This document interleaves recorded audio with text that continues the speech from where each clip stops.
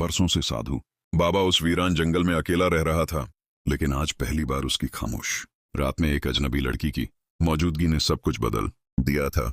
हमदर्दी के साथ साथ उसके दिल में एक अजीब सी बेचैनी भी जन्म लेने लगी, मगर उसके जहन में सवालात का तूफान बरपा था। अचानक राधा नरम आवाज में बोली, बाबा जी, मुझे बहुत डर लग रहा है। बाहर बिल्कुल अंधेरा है। क्या मैं यह रात आपकी झोंपड़ी में गुजार सकती हूँ? सुबह होते ही मैं चली जाऊंगी। क्या आप मुझे कुछ पनाह दे सकते हैं? साधु बाबा के दिल में एक झटका सा लगा। बरसों बाद पहली बार उसका दिल खामोशी से जाग उठा। उसकी धड़कनें बेकाबू हो गईं और उसकी नजरें राधा पर जमी रहीं, जो आंखें बंद किए लेटी हुई थी। उस रात वह बूढ़ा दरवेश दरवेश न रहा, बल्कि एक इंसान बन गया। राधा की मौजूदगी ने उसकी तन्हाई को चुनौती दे दी थी, मगर सब्र का सहारा अभी बाकी था। हर लम्हा उसके लिए सदियों जितना लंबा महसूस होने लगा। वह दिल ही दिल में सोच रहा था कि यह रात कैसे गुजरेगी, ये खामोशी कैसे टूटेगी। आखिरकार साधु बाबा दूसरे कोने में जाकर लेट गया। उसने आंखें बंद की और नींद को बुलाने की कोशिश की, मगर नींद जैसे उससे रूठ गई थी। वह अपने दिल को समझाने की कोशिश कर रहा था, मगर धड़कनें और तेज हो गईं। बरसों के दबे जज्बात अब बेकाबू हो चुके थे। वह राधा के करीब गया और नरम लहजे में बोला, क्या बात है? तुम क्यों रो रही हो? राधा ने सरगोशी में कहा, बाबा जी, जो कुछ मेरे साथ हुआ है उसे जबान पर लाना भी आसान नहीं। यह सुनकर साधु बाबा चौंक गया।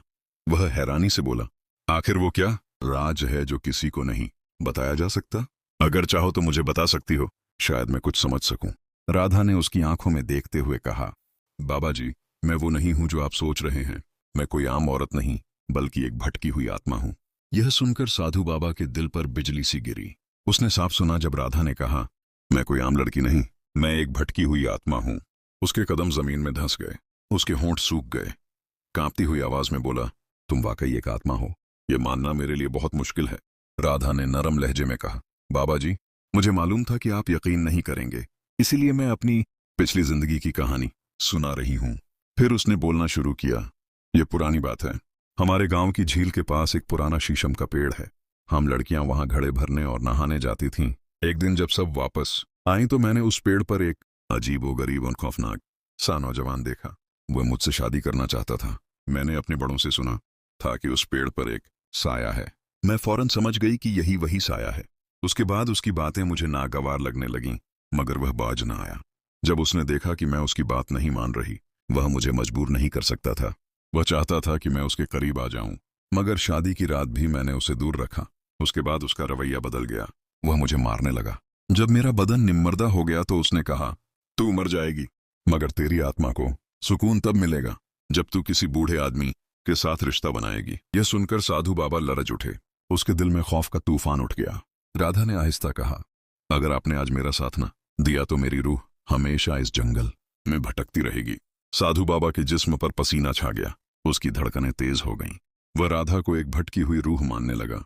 उसकी आंखों में डर था, मगर राधा की मोहब्बत किसी परी की तरह खालिस लग रही थी। राधा ने आहिस्ता कहा, बाबा जी, यह सिर्फ एक रात की बात है। अगर आप मेरा साथ देंगे तो मेरी रूह को सुकून मिल जाएगा और आपकी रात भी खुशी से गुजरेगी। साधु बाबा का दिल जोर जोर से धड़क रहा था। उसका जिस्म पसीने में भीग गया। लेकिन इससे पहले कि वह कुछ बोलता, राधा उसके करीब आ गई और उसकी सांसों में घुलने लगी। अचानक झोपड़ी के बाहर एक खौफनाक आवाज गूंजी। साधु बाबा घबराकर बाहर भागा। उसने देखा कि एक दर्दनाक जिन बैठा है। जैसे ही उसने उसे देखा, जिन उसकी तरफ बढ़ने लगा। साधु बाबा ने पलटकर राधा की तरफ देखा और पूछा, ए राधा, तुम कौन हो? मगर राधा ने कोई जवाब न दिया। उसका चेहरा बिल्कुल खामोश था, जैसे वह किसी और दुनिया में खो गई हो। अब जिन करीब आ गया। उसकी आंखें दहकते अंगारों की तरह जल रही थीं। साधु बाबा के होंठ कांपते हुए बोले, तुम कौन हो? जिन ने कहा, मैं वह हूं जिसने राधा को तुम्हारे पास भेजा। साधु बाबा सब समझ गया। यह सब एक जाल था। जिन ने राधा को अपने ख्वाबों में रखा हुआ था और उसके जरिए साधु बाबा को बहकाना चाहता था।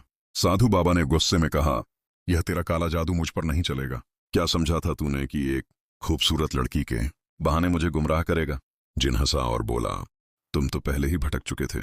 अगर राधा ने खुद को रूह ना कहा होता तो तुम कब के अपने जज्बात में बहक चुके होते। साधु बाबा ने अफसोस से राधा की तरफ देखा।